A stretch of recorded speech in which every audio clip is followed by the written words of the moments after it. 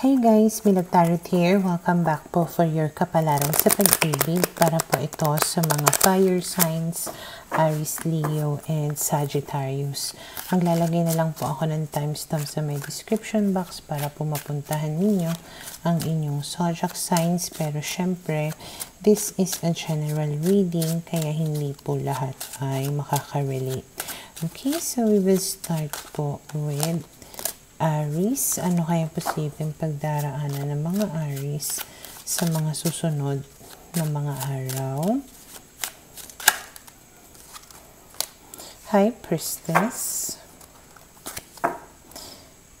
Okay.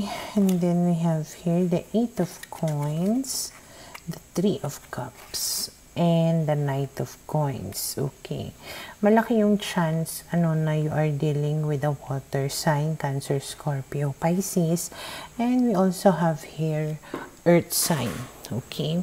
So, base sa mga barahan na to, parang in the next couple of days, pwedeng merong makikipagbati sa inyo. Makikipag-reconcile. Okay. Makikipagbalikan. And, 8 of Coins is trying to work things out. Pero, we have here the High Priestess. Meaning, mas magiging wise ka sa pakikipag-deal dito sa tao na ito. Pwedeng pag-iisipan mo muna ng maigay kung makikipagbalikan ka or kung makikipag-ayos ka. At kung seryoso na nga ba siya sa kanyang pagbabalik sa iyo. Okay? And then we have here the Queen of Swords. So, medyo matapang ka na dito. Medyo hindi ka na masyado na emotional. Mas ginagamit mo dito yung iyong isipan. Parang hindi ka natatakot dito na mawala itong tao na to or hindi ka nagiging marupok sa tao na ito. And then we have here the 10 of Coins. Yung parang ang iniisip mo is kung hindi rin lang naman to mag-workout, kung hindi rin naman magiging maayos, masaya, ang relationship nating dalawa, di bale na lang. Okay? And then we have here the Empress. So, punong-puno ka dito ng confidence with yourself because you know what you want. Okay? Pero, ang nakikita ko dito, mukhang magpupursige naman siya. Na ipakita sa'yo na maganda or talagang hangad niya na mabuo yung relationship ninyo or yung family ninyo. Okay? And malaki din yung chance na oo, makikipagbalikan ka, makikipag-ayos ka sa tao na ito. Okay? And then we have here the Queen of Wands, the 8 of Cups, and the 3 of Wands. So, parang yung approach mo dito is, sige, bibigyan kita ng chance, itry nating muli. Pero kung talagang hindi ka pa rin magbabago, kung wala pa rin improvement sa relationship nating dalawa, hindi ako magdadalawang isip na iwanan kang muli at this time talagang wala nang balikan pa. Okay, so medyo confident ka sa self mo. And then we have here the Page of Swords and the Death card. So, itong person mo is really trying to transform or to change, okay? Pwedeng talagang sinasabi niya sa'yo na magbabago ako para sa relationship natin. And then we have here the Strength card. So, maaaring patuloy ka nitong susuyuin, patuloy niya na i-gain muli yung trust mo at papatunayan sa'yo na magbabago ka niya. Ay, magbabago na siya. And eventually, you might, really become confident din sa kanya at maibabalik mo yung tiwala mo sa kanya. And it will also strengthen, kumbaga, yung relationship ninyong dalawa. Okay? So, for now, ito yung nakikita ko na posibleng mangyari sa mga Aries.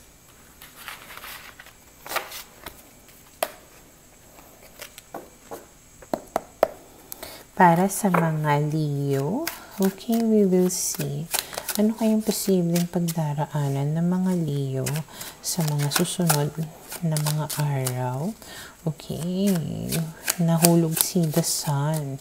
So, malaki yung chance na magiging positive naman ang mangyayari sa inyo sa mga susunod na mga araw. Okay.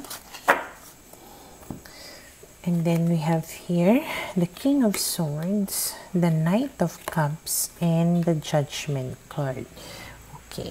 Especially, if you are dealing with a fire sign then, or Aquarius, and we also have here Cancer. So, may chance na itong si Cancer na ito, gagawa ng magandang desisyon. At yung magandang desisyon na yon, parang maging open and honest siya sa'yo. At talagang ipakita niya sa'yo kung ano yung tunay na nararamdaman niya towards you. Okay? And then we have here the Two of Coins, the Nine of Swords, the Wheel of Fortune, and the Seven of Swords. Pero, ikaw naman, medyo nag-aalangan ka sa kanya. Parang tinitimbang mo ng maigi. Kung talaga nga bang natauhan na siya. Okay? Or pwedeng masyado ka ditong nag-overthink. Pwedeng ang advance mo nang mag-isip. Okay? Parang iniisip mo na agad na lolokohin kang muli nitong tao na ito. Na baka hindi pa rin magkakaroon ng mga pagbabago. Okay? Pero may chance daw, sabi dito, na magkaroon nga ng positive changes dito sa tao na ito. Okay? Kasi pwede rin na nag-guilty siya sa kung ano yung ginawa niya sa'yo.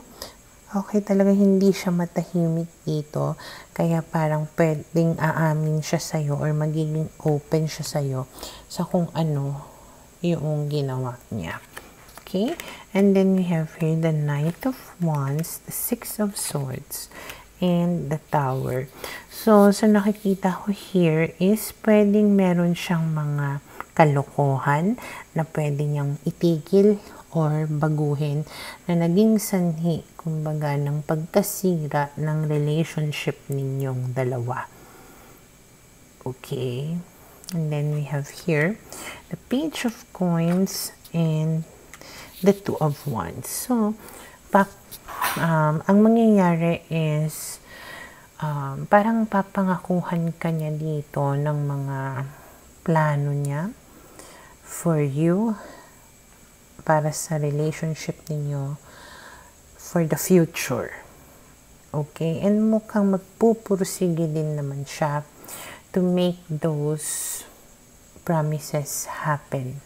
Medyo parang totoo naman, kumbaga, yung sinasabi niya. Okay? And then we have here the King of Wands.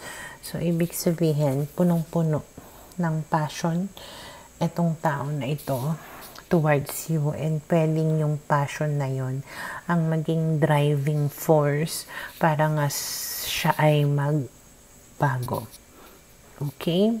So, dahil dyan, pwede nga na maging positive or maging happy ang mga susunod na mga araw para sa'yo. Okay? But for now, ito ay nakikita ko na posibleng mangyari sa mga Leo.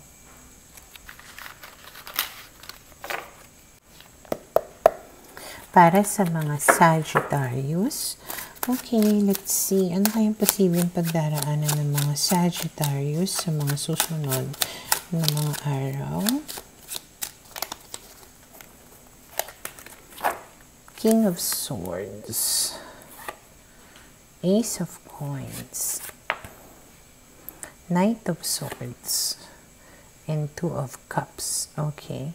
Malaki yung chance na yung taong kinakadil mo ay Earth sign, Taurus, Virgo, Capricorn. We also have here Aquarius and Libra. We also have here Two of Cups. Okay, so may water sign din. So, base sa mga barahan na to, parang magkakaroon ka ng bagong relationship or a new beginning. Okay, parang may paparating sa'yo, may aamin sa'yo na may feeling siya towards you or pareho kayo ng nararamdaman para sa isa't isa. So, ibig sabihin, gusto mo din itong tao na ito at aamin siya sa'yo na gusto ka din niya, kaya yun, pwedeng magkaroon kayo ng relationship nitong tao na ito. And then we have here the 7 of Wands. So, ipupurso ka nitong tao na to, lalandiin ka rin nitong tao na ito. And parang ibibigay niya sa'yo yung mga gusto mo at pangangailangan mo. And mukhang papangakuan ka nito ng mga kung ano-ano. Pero, ang nakikita ko lang dito is more of salita siya. Meron din namang gawa. Pero ayun nga, mas marami yung kanyang salita. So, siguro dahil sa mas magko-communicate kayo sa chat, sa calls, ganyan, instead of dealing with each other face to face, okay? And then we have here the King of Wands, the Fool. So, of course, magiging exciting, magiging parang masaya ang mga susunod na mga araw mo, parang magiging madami yung landian, ganyan. Basta exciting siya and fun, okay? And then 4 of Wands, of course, parang punong-puno ng pagmamahalan, okay? At maaari ka nga totally na bumigay sa tao na ito at magiging kayo. Okay? And then we have here the 7 of Coins, the 9 of Cups. Some of you, pwedeng may mabuntis dahil sa pangyayaring ito. Okay? Kung hindi man, yung iba sa inyo talagang makakaramdam kayo dito ng contentment, happiness, fulfillment, ganyan. Okay? Na talagang ang tagal mong inantay yung pagkakataon na to and then finally it happened. So you really, really feel very happy. Okay? And then we have here the Ace of Cups. So in other words lang, sa mga susunod na mga araw, mag-uumapaw ang pagmamahal na mararamdaman mo, mag-uumapaw ang pagmamahalan ninyo sa isa't isa. Okay? So, for now, ito yung nakikita ko na posibleng mangyari sa mga Sagittarius.